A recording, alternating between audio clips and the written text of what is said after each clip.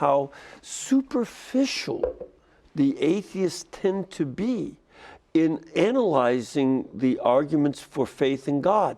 They read a summary of the argument, but they don't read Thomas Aquinas or Aristotle themselves. Yes. And that's a big problem, because when you argue with them, you're arguing with superficial analysis. Yes. Yeah, that's 100%. I used to teach philosophy of religion, so I've seen a lot of the philosophy of religion, by the way, for people who don't know, is the philosophical study of these questions, using reason to determine what can we know about God, if anything, and so on. So that's under that rubric of philosophy of religion. And a lot of those college textbooks will approach this topic this way, in a very biased way. Here are the arguments for God, and they'll give them in a very sort of taken out of context, very short summary versions of them.